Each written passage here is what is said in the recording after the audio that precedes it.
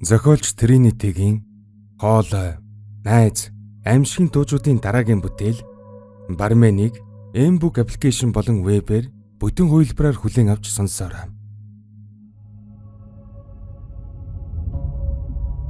11-р хэсэг. Би сандарч твдэн харайлгасаар л.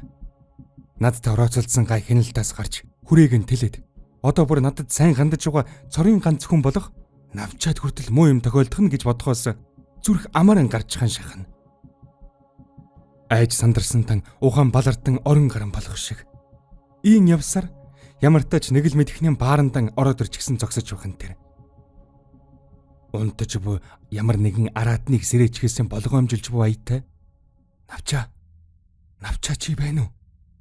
Хэмээн хид хідэн удаа шивнэх шахам асуусан ч ямар ч хариу ирсэнгүй. Эргэн тойрон дөнгөж ил харагдах төдий бүдэг бадаг. Годамжны гэрлийн сүүмгэр тусгалд арсааж барсайсан хідэн хоосон ширээ, дүнсэж барайсан тэг, түүний цаана өрөөтөө байгаа элдв янзын арх вискинууд харагдана.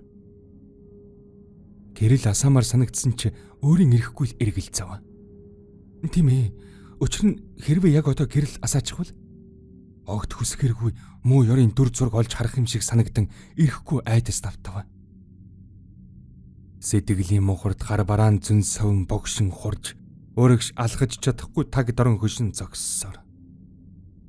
Хамгийн сүүлд сэтгэлд яг нэг тийм муу совн төрөх үед би хөлдөгчин дотроос нь жижиглэн хэрчсэн мимигийн цогцыг олж байсан. Тэгвэл энэ удаад би юу болох гэж байгаа юм бол гэсэн бодол хар аяанда төрнө. Хар зөнгөөрн шүлсэн залгих гэсэн чи хил ам тэр аяаран хуурайшин аргаад зандан шүүлсэн шарил нэг ийм байдаг болов уу гэлтэн болж гаж.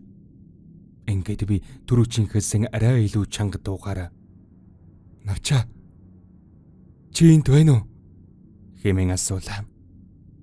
Гэвч тэгээд ч нэмэр алга. Энд надад хариу хэлэх амьтаа голтой юм юу ч алга. Сэтгэл тавгүйцэж яг л шүн дунд ори ганцаархан оршуулгын газар дэрчгсэн аятаа айдас төгшүр тавтана. Эргэн тойрон тэр аяаран үхтлийн үнэр ханх тавих шиг санагдаж. Пушуухан гараад гүмэр болсон ч яаж ийгэд биеийн барьж дөнгөлөө. Эцэст нь зоригон чангалан байж арай хийж нэг юм гэрлийн унтраалгыг дарав. Тэгэд айж холмогнон байж эргэн тойрон болгоомжтой гэгч нэгжин харлаа. Лавл энэ баарны мань төв танхимд халгаж төсөөлж байсан шиг минь навчааг нь зогцсаалгаа. Ингэ мэгцэн арай илүү тайвширан зориг ороод бусад өрөөнүүдэрэн орон шалгаж хөлдөгчин хүртэл сөхөж үзээд навчааг олсонгүй. Ингээд эцэст нь сэтгэл санаа арай нэг уужрав. Мэдээж навчааг хөөрхийн муур шиг минь олжчихсан байхыг харснаас ингээд олоогүй нь хавьгүй дээр.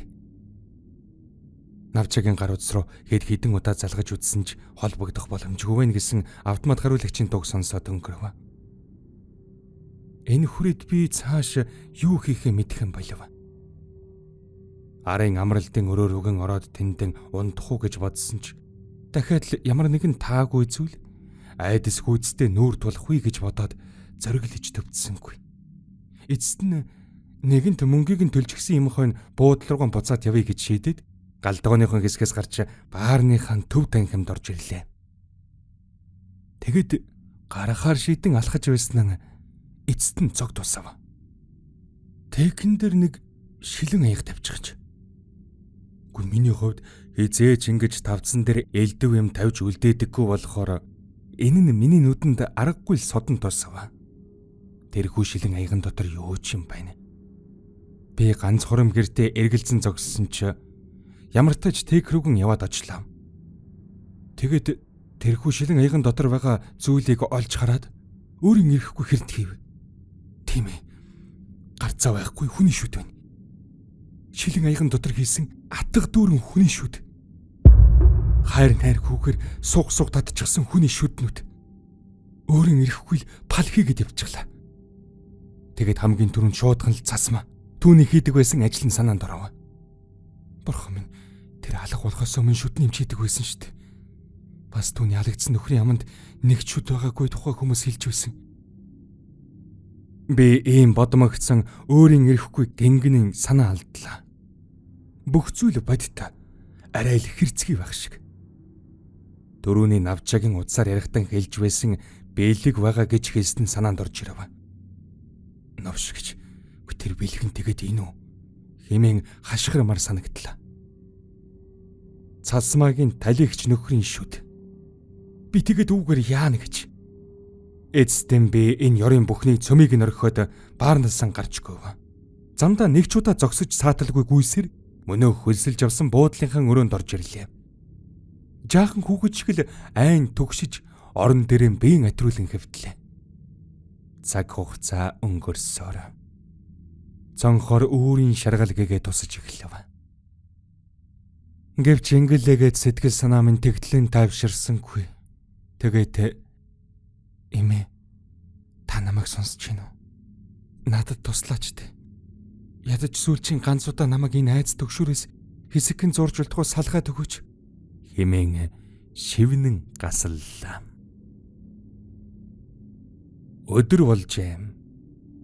Манай баар өдрийн цайны цагийг өнгөрөөг өдлөх хаалгаа нэг бэлтгэлэн хийж эхэлдэг юм. Одоо яг л тэр цаг болж байна. Өглөө үүрээр эмээгсэн гуйсан бол хоорч тэр одоо айж төгших минь харьцангуй багасч гаж. Ямартаа ч баарандан ирчгээд техникийн хойно ая гарчин зогсож байна. Ажилчид маань бүгд сугалсан ч навчаа ирээгүй. Гүй түүнд чухам юу тохиолдсныг мэдэх хүн алга. Би урьдчилан навчааг над руу ярьсан.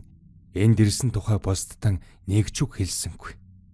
Зүгээр л навчаагийн утас руу ойрхон залгаж түүнээс ямар нэгэн сураг ажиг гарах эсхийг битүүхэн чагнан хүлээсээр. Баарны хаалгаа нээгтээ зэрэгцэн мерсэр үйлчлүүлэгчд орж ирж ажлын нэг өдөр эхэллээ.